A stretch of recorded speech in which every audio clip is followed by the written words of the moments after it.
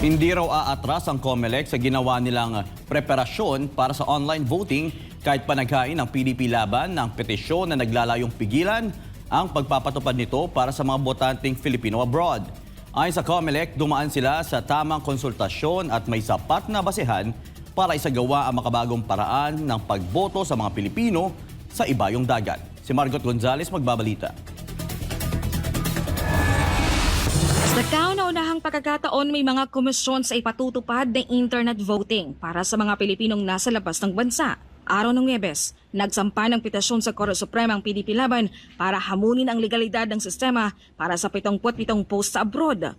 Hiniling nila na mag-issue ang Korte Suprema ng temporary restraining order at preliminary injunction upang pigilan ang pagpapatupad ng online voting dahil wala pa raw namang batas para sa ganitong sistema ng pagboto. Marami din daw sa mga OFW ang may duda tungkol sa nasabing sistema. Kailangan po maglagay muna ng mga klarong safeguards at saka kailangan ikonsulta. Wala kasing consultation itong online voting, diretso na lang, walang batas.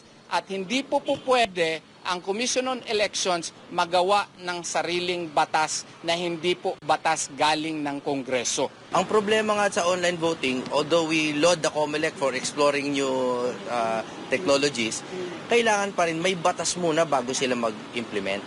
At saka isa pa, ang mandato po ng COMELEC is to ensure na hindi ma-disenfranchise ang mga voters. Ang problema nga dito, it is open to fraud. Kung tatanungin naman ng COMELEC, matibay daw ang kanilang basihan para magkaroon ng online voting sa mga Pilipino abroad. Ito nga'y lalupat sa mga nakarang eleksyon, kapansin-pansin umano ang napagkababang voters turnout mula sa mga kababayan nating nasa ibang bansa. Dahilan para mas dapat na isagawa ang makabago at convenient na pagboto para sa kanila. Noong nakaraang eleksyon, noong 2022, 40.59% lamang ang nakaboto sa ating pong dalawang modes of voting. Yan po ay 600,000 lamang sa 1.967 million na mga botante abroad. At ang ginastos po ng COMELEC noong 2022 ay halos 600 milyong piso.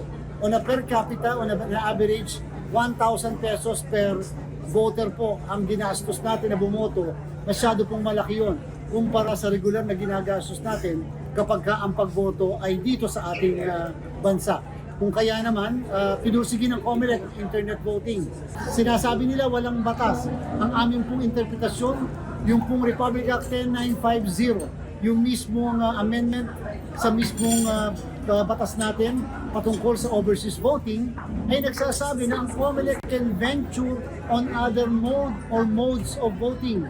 Ayon pa sa COMELEC, hindi sila nagkulang sa pakikipagkonsulta, lalo na sa mga mamabatas. May mga ginawa rin daw na pagdinig kung saan tinalakay ang online voting. Ayon din sa kanila, wala daw problema ang konsulado ng Pilipinas sa ganitong sistema. Sinigurado po natin kapag mula sa Senado at sa Kongreso, dinidiscuss po natin ang internet voting. Nung mag-defend kami ng budget, diniscuss namin ang internet voting.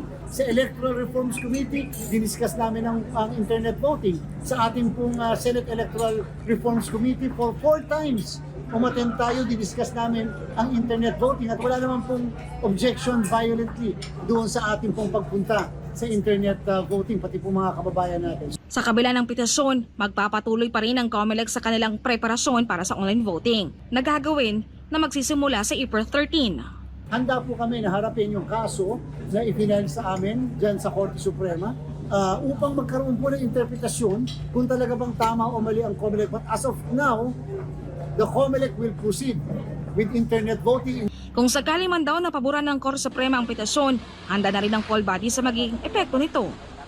Meron naman po kami na excess ng mga makina. Remember po, sinabi ko may 16,000 na excess na makina kami. Meron lang naman po tayo more or less na 93 posts abroad.